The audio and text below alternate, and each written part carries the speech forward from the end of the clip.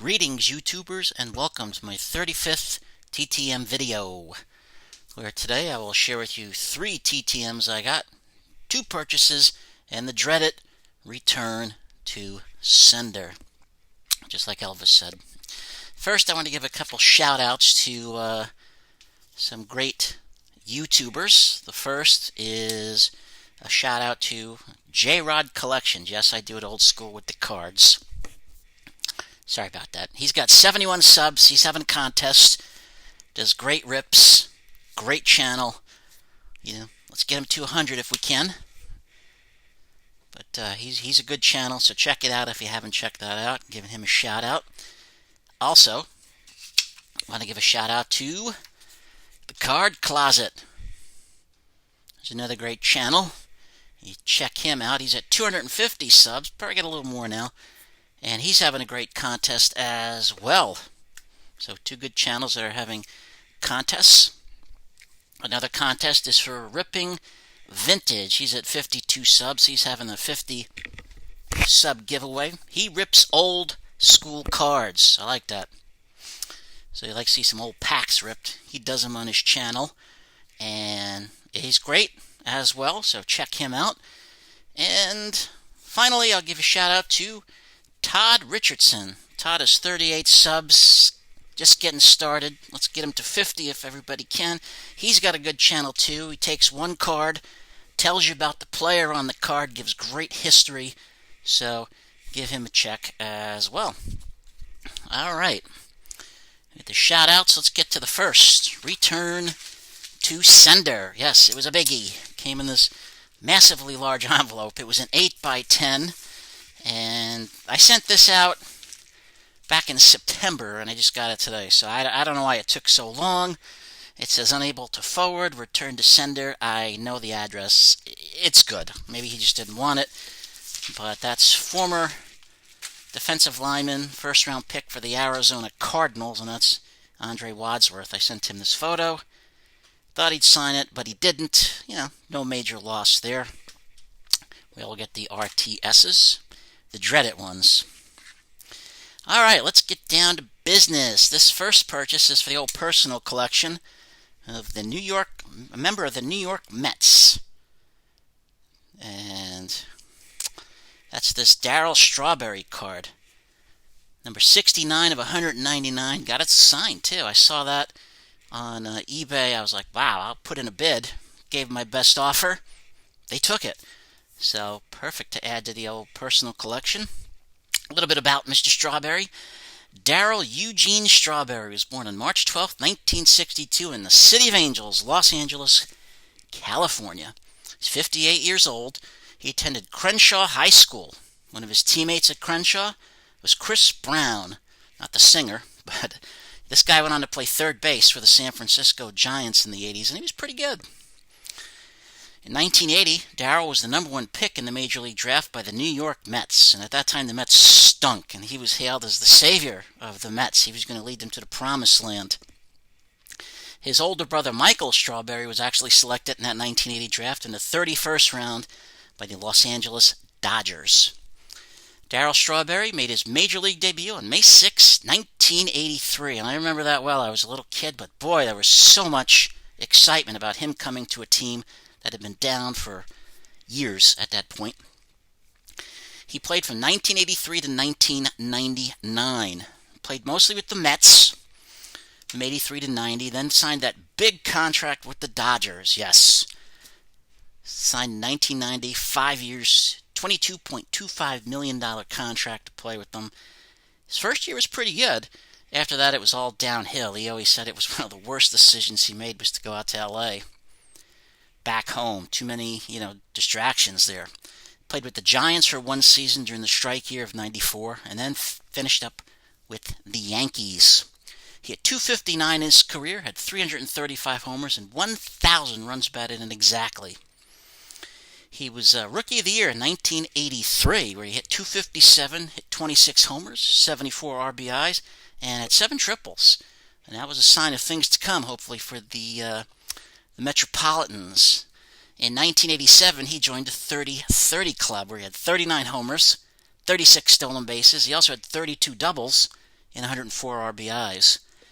In 1988, he led the National League in homers with 39, had 101 RBIs, led the NL in slugging percentage with a 545 slugging percentage, and helped the Mets to the NL East title, get the leagues right, where they lost to the Dodgers in the postseason, where they were heavily favored. He lost a very close race to Kirk Gibson in that year's MVP voting. Although I don't think Gibson should have gotten it. I think either Oral Hershiser or Strawberry should have gotten it. But in 1990, he also finished third in the NL MVP voting that year as well. He had a lot of off-the-field problems. Numerous problems with alcohol and drugs throughout his career, which really hurt him. This guy was projected as a big-time Hall of Famer when he was coming up, and it just sadly never materialized. It's a story of wasted talent. I always tell kids about that. If you can, don't waste your talent like this guy did. 8 times he was an All-Star. 4 times a World Series champ. Once with the Mets in '86, and 3 times with the Yankees. Outside of being Rookie of the Year, he was a 2-time Silver Slugger Award winner as well. He appeared on the cover of Sports Illustrated 7 times, 5 times by himself, once with Donnie Ballgame, Don Mattingly, and once with teammate Dwight Gooden. It was a great documentary a few years back about Dwight and Darryl from ESPN, so if you ever see that, check it out. He appeared as himself on The Simpsons in the episode Homer at the Bat. And in 2010 was on The Apprentice. He was fired after the 3rd episode. He's a member of the Mets New York Hall of Fame as well. And he had problems with his teammates. He had a big fight with Keith Hernandez right during a team photo. He threatened to punch Wally Backman. A lot of problems while he played. Terrible waste of a career, but could have been one of the all-time greats. But I remember him when he played. Boy, he was something special in those early years. So when I saw this, made a bid. 69 of 199. Got to take it. It was a good pickup. The next pickup is not an autograph or anything like that. It's just a pickup I added to my personal collection. I collect programs, World Series programs, and I picked this one up. It's a, sorry about that, 1961 World Series program when the Reds played the Yankees. I could never get a Yankee one yet, but I got this Reds one. It's unscored, really in great condition. I can get a little further back there. Got the Reds team on it. The Yankees one has the Yankees team on it, but Reds, of course lost the World Series that year. But there's old Frank Robinson. A few years later, they said he was too old. That was a good move. So I add this to the old personal collection. The oldest World Series program I got right now is 1953. And I have a couple in between, but I don't have them all in order. The next purchase I got through Facebook. And this is an Olympic gold medalist in hockey for the 1980 Olympic team. That's Mr. Mark Wells. I got this puck that came. I also got, I can get it out here, this photograph as well. Now, he has a Facebook page. He live streams on Saturday nights as well. And it's pretty fun. I watched it a bunch of times. And I inquired, well, how can I get something signed? And he said, well, you know, these are the prices. It was $20 for the photo and $25 for the puck. So $45 total is a great price for a guy who played on one of the greatest hockey teams ever, at least for the United States. I know Canadians will say, oh, it was maybe 76. They had a great team, Team Canada, and 72 as well. But this for us was big. Mark Ronald Wells, he was born on September 18th, 1957 in St. Clair Shores, Michigan. He's 63. He attended Bowling Green State University in Ohio, not in Kentucky. Some people get that confused. He didn't receive a scholarship offer until actually after his first season. And his teammate in Bowling Green was Ken Morrow, who would go on to be his Olympic teammate in 1980. Of course, they beat the Soviets to get to the gold medal round, the gold medal game, I should say, and then they beat Finland. So that's actually who they beat. I know a lot of people say, oh, Soviets, but again, it was the Finns they beat. And when they beat the Soviets, that game again, as I said earlier, was taped. The game was played at 5 o'clock. ABC asked the Soviets, can you move it to 8 so we can show it in prime time? The Soviets said, no, not going to happen. And you said 5, we're playing at 5. They were just being, difficult. And of course, the game was shown at 8, but they already played it in 1. And I remember reading the book The Boys of Winter. Great book if you've never read it. And it talks about some of the players going up to the Holiday Inn on top of the hill, which is very nice. I've been to it. Watching the game, like, what are you doing up here? You're supposed to be playing. In the 1977 NHL draft, Mark was selected 176th overall by the Montreal Canadiens, but he didn't join their top farm team, the Nova Scotia Voyagers, until after the Olympics. Played in the minor leagues, never played for the Canadiens. After the 1980 season, the Canadiens traded his rights to the Detroit Red Wings. He refused the assignment, and he was released. He signed on with the New York Rangers as a free agent, but played in the minors until 1982 when he retired, never playing in the NHL. After his playing days, he worked as a restaurant manager in Rochester Hills, Michigan, but he fractured a vertebrae while unloading some crates. After 11 hours of surgery, his doctor told him that he had a rare degenerative spinal disease. So he really couldn't do much after that. He had a lot of surgeries, a lot of injuries. He did suit up for a reunion game prior to the 2002 Winter Olympics in Salt Lake City, Utah. Doctors said, no, don't do it. He suited up and played one shift and had one shot on goal. Sadly, though, Mark had to sell his gold medal in 2010 for $40,000. He was struggling with medical bills. He'd kept his medal on his nightstand for 20 years. And he said this, and I quote, "It killed me to sell the medal, but my life was crumbling. I was going to lose my home. I needed to sell it, to have surgery, and to live. I had no choice." So that's actually quite sad. The St. Clair Shores Civic Arena's Olympic room is now called the Mark Wells Rink. They renamed it in 2014. Also, he threw in these 2 cards. They're business cards. Do you believe in miracles? Yeah, it's on his card, 1980.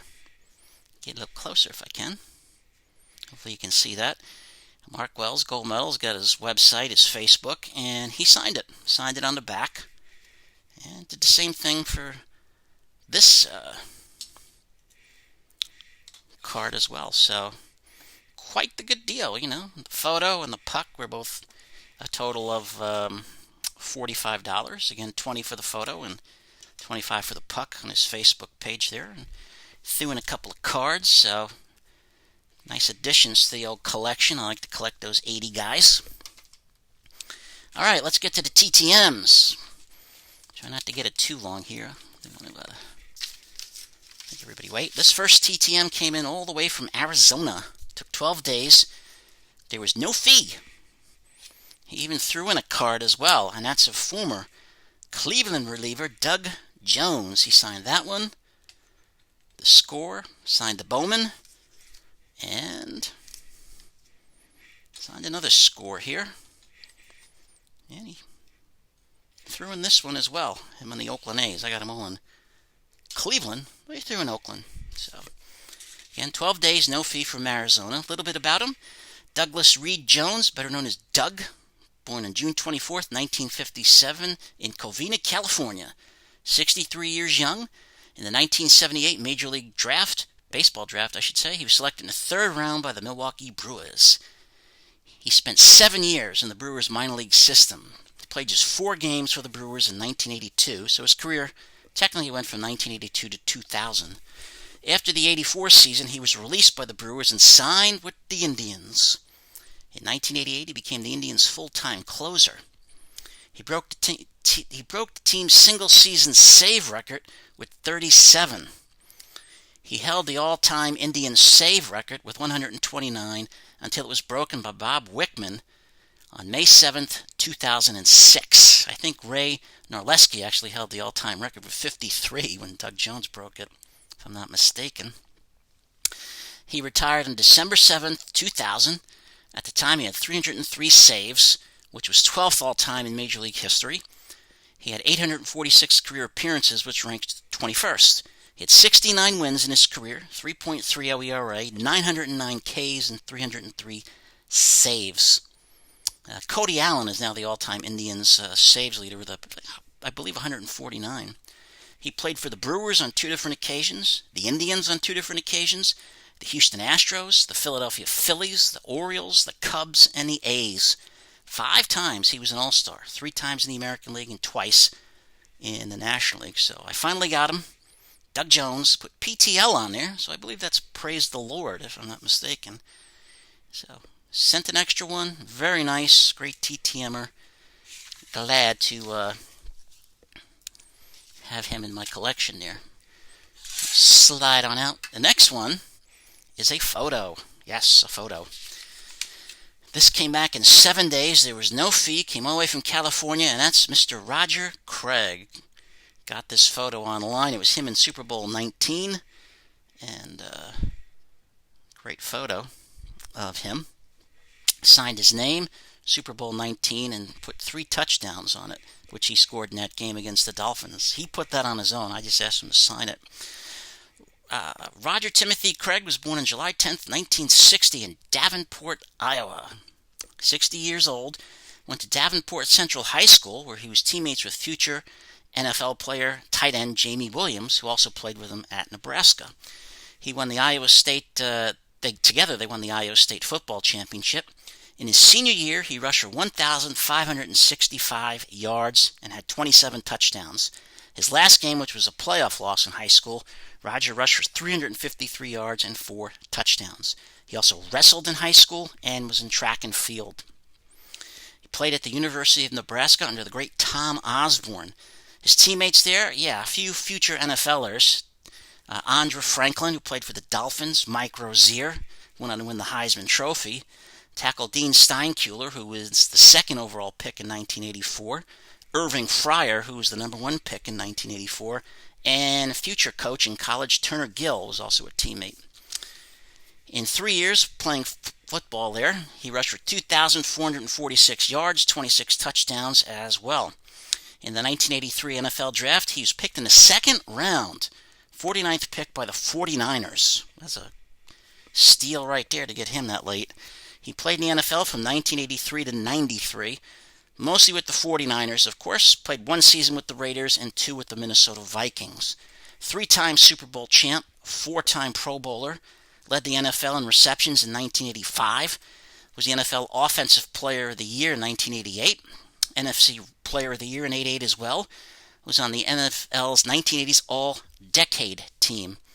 In his career, he rushed for 8,189 yards, had 566 catches for 4,911 yards. He ran for 56 touchdowns and had 17 receiving touchdowns. In Super Bowl 19, that game, the picture is, he rushed for 58 yards, had 7 catches for 77 yards, and was the first player ever to score 3 touchdowns in a Super Bowl. But the MVP was Joe Montana. In 1985, he became the first player in NFL history to run and receive for 1,000 yards in a season. He had 1,050 rushing yards on 214 carries, 92 catches for 1,016 yards and 15 touchdowns. The only other 2 players to do that since, Marshall Faulk, who's in the Hall of Fame, and Christian McCaffrey. He and Tom Rathman, also a Nebraska graduate, formed the cornfield backfield with the 49ers. So, great TTMer is Mr. Roger Craig. No fee. Gentlemen, got it back super fast. The last one I'll show for today is a baseball. Keep the baseball streak going, and that is Mr. Mike Easler. Michael Anthony Easler, Mike the Hitman. This was 11 days. I contributed, whatever you want to call it, $10 fee or donation, and it came all the way back from Nevada. This man was born November 29th, 1950. You got a birthday coming up. In Cleveland, Ohio, the Plum. Why do I call it the Plum? Many years ago when I actually went to Ohio, I was a little kid. There was a guy with a shirt on that said New York was the Big Apple. If New York is the Big Apple, Cleveland is the Plum. So from that point on, I called it the Plum, and all my friends in college like, how did you know that? So the Hitman was selected in the 1969 Major League Draft in the 14th round with the 314th pick by the Houston Astros, right out of Benedictine High School in Cleveland. Made his major league debut on September 5th, 1973 against the Cincinnati Reds. He was a pinch hitter in the 11th inning, grounded out, and they lost that game 9-3 to the Reds. His career in the major leagues lasted from 1973 to 1987. Started out with the Houston Astros, played with the California Angels for a season, the Pittsburgh Pirates, the Boston Red Sox, the New York Yankees, the Philadelphia Phillies, and finished his career in Japan for 2 seasons. He hit .293, had 118 homers and 522 RBIs. Did not play really much in 1975 because he was traded in June to the Cardinals and just played in their minor league system. Made the All-Star team once, 1981, the strike year, and in 1979 was a World Series champ. He was also a hitting coach for the Brewers, the Red Sox, and the Cardinals. He's currently an ordained Baptist minister. So again, this was 11 days. I contributed $10. He's always, he sends a little card in about donations and stuff, and I don't know where that card is now, but he sent, oh, here it is. He sent it to me. Donations, I appreciate your donations. So, I always try to help out. Might be for his church, I don't know. But this was the front of the card, saying he likes to sign. He's in the process of writing a biography, so it was nice of him. $10 is a great deal. I just asked him to put 79 World Series champs on. He did, and he also put the Hitman on it for me there, so thank you, Mr. Easler. That will conclude this portion of the show. And just to show a few items that I'll be adding to the giveaway in December, the holiday giveaway, I picked up a 2020 update box here, 67 cards in there. I also picked up a box of archives cards that I'll be throwing into the gift package. And I also picked up a autograph card here from Mr. Clory Kluber. Tribe, right there. So that'll be going into the giveaway also. Signed on the bottom. Whoa, fell over. Story of my life.